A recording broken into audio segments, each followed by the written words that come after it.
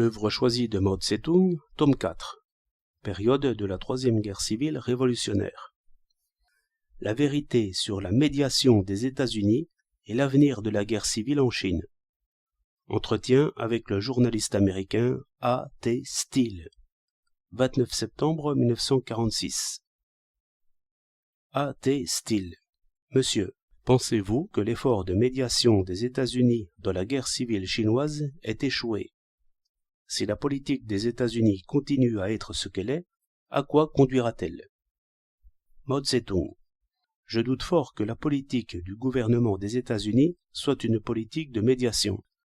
À en juger par l'aide énorme que les États-Unis donnent à Chiang Kai-shek pour lui permettre de faire la guerre civile à une échelle sans précédent, la politique du gouvernement des États-Unis est de se servir d'une prétendue médiation comme d'un camouflage pour consolider la position de Chiang Kai-shek sous tous les rapports, et, par le moyen de la politique de massacre de Chiang Kai-shek, réprimer les forces démocratiques en Chine, de façon à réduire pratiquement la Chine à l'état de colonie des États-Unis. La continuation de cette politique suscitera certainement la résistance déterminée de tous les patriotes chinois. Question. Combien de temps la guerre civile chinoise va-t-elle durer et quelle en sera l'issue? Réponse.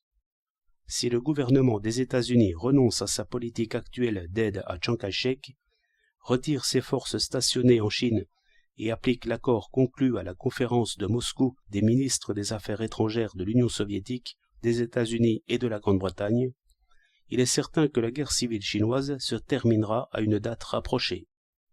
Sinon, elle peut devenir une longue guerre, avec cette conséquence que le peuple chinois aura évidemment des souffrances à endurer, mais aussi qu'il s'unira infailliblement, défendra son existence et décidera lui-même de son sort. Quelles que soient les difficultés et les épreuves, le peuple chinois accomplira certainement sa tâche de conquérir l'indépendance, la paix et la démocratie. Aucune force d'oppression, nationale ou étrangère, ne peut empêcher l'accomplissement de cette tâche. Question. Monsieur, considérez-vous Chiang Kai-shek comme le chef naturel du peuple chinois? Le Parti communiste chinois va-t-il rejeter les 5 demandes de Chiang Kai-shek, quelles que soient les circonstances? Si le Kuomintang essaye de convoquer une assemblée nationale sans la participation du Parti communiste, que fera le Parti communiste? Réponse. Il n'existe nulle part au monde de chef naturel.